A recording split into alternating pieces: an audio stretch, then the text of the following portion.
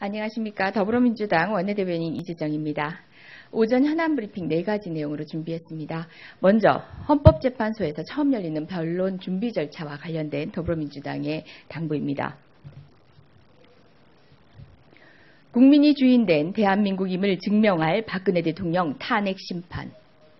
오늘 박근혜 대통령의 탄핵 심판을 위한 헌법재판소의 첫 번째 변론 준비 절차가 열립니다. 사상 초유의 국정농단 사건임에도 불구하고 박 대통령은 검찰 수사에 불응하며 갖은 유언비어와 허위사실 유포를 통해 오직 자기 자신 살길만을 찾기 위해 노력해왔습니다. 한때나마 박근혜 대통령을 열렬히 지지했던 국민들은 비겁한 대통령의 행보를 바라보며 더 큰 분노와 배신감을 감출 수가 없습니다. 이제 헌법재판소라도 국민의 눈높이에 맞는 판결을 내려줘야 할 때입니다.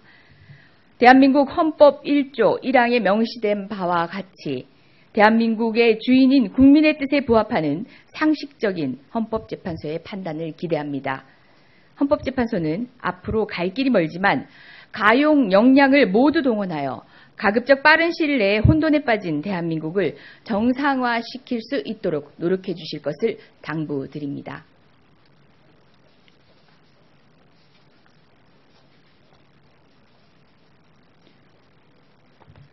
예, 다음은 청문회 이야기입니다. 조금 좀 우병우 수석이 들어가는 모습을 지켜보고 왔는데요. 국민의 마음도 착잡합니다.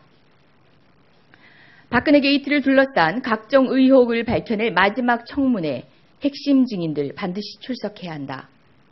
박근혜 게이트 5차 청문회는 박근혜 정권의 핵심이자 심장이라 할 수 있는 우병우 전 민족수석을 둘러싼 각종 비리 의혹은 물론 박근혜 대통령과 최순실 간의 국정농단과 세월호 7시간의 비밀을 밝혀낼 마지막 청문회입니다.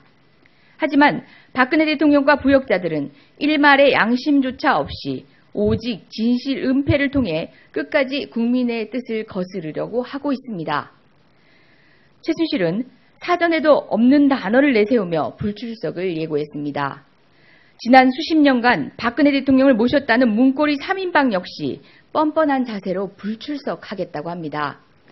국민들이 바라는 것은 오직 철저한 진상규명과 다시는 이와 같은 일이 반복되지 않는 것입니다.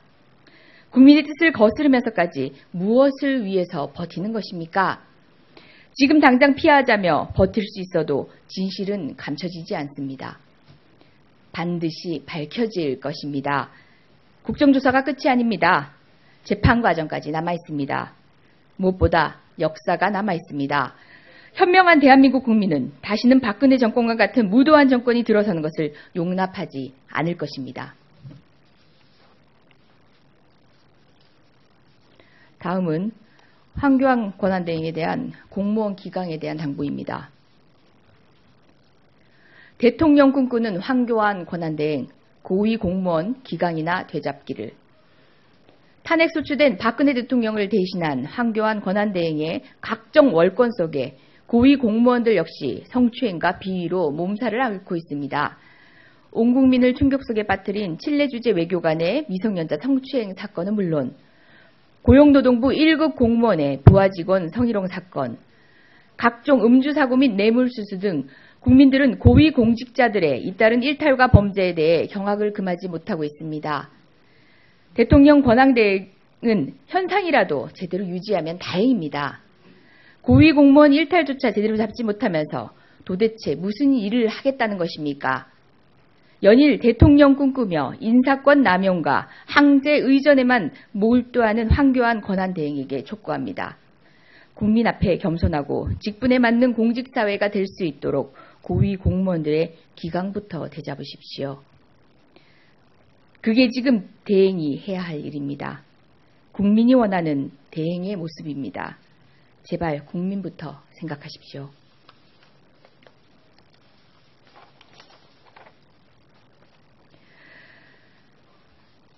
다음은 한 경찰의 양심에 대한 이야기입니다.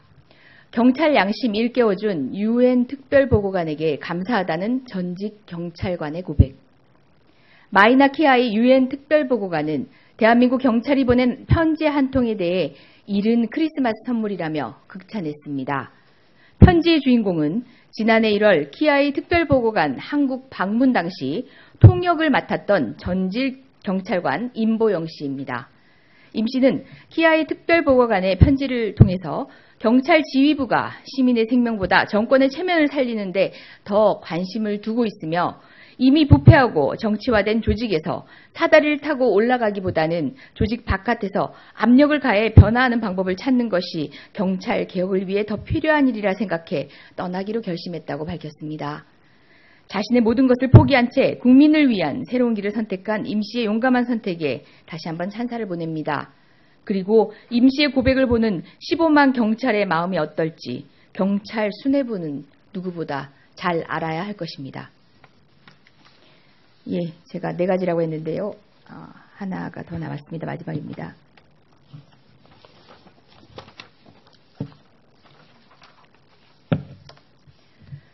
중국의 사드 보복이 공식화되고 있습니다. 관련된 내용입니다. 무능한 정부 대처 속에 현실화되는 중국 사드 보복. 무슨 노력을 하고 있습니까? 사드 배치에 대한 중국의 공식적인 경제 보복이 일선 기업에 이르기까지 현실화되고 있습니다. 박근혜 정부의 사드 배치 결정 이후 중국 자본은 잇따라 한국 투자 계획을 보류하거나 취소했으며 기업 매각 입찰을 취소하는 등 비공식적 경제 보복을 해왔습니다. 하지만 지난 21일 코스닥 상장사인 모 기업의 경우 중국 공영투자기관이 직접 사드 배치를 포함한 한중 관계에 민감한 사안으로 인해 더 이상 계약을 수행할 수 없다며 일방적으로 계약 해지를 통보해왔습니다.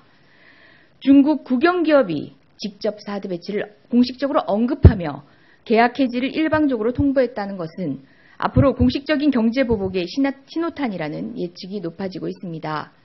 이런 절체절명의 경제 위기 속에 황교안 권한대행을 비롯한 박근혜 정부는 사드 배치에 대해 절대 양보할 수 없다며 마이동폭식 행보만 보이고 있습니다. 사드 배치 논의와 같은 민감한 외교 문제를 기능이 상실된 박근혜 정부가 계속적으로 추진한다는 것은 문제입니다. 국익보다 우선되는 가치는 없습니다. 대한민국의 최대 이익을 위해서 반드시 사드 배치 논의는 차기 정부에서 이루어져야 합니다. 또한 중국 역시 보복적 경제 조치는 양국 모두에게 전혀 도움되지 않는다는 점을 알길 바랍니다. 그동안 구축해온 신뢰를 바탕으로 지혜로운 외교적 소통이 우선되어야 한다는 점을 당부하겠습니다.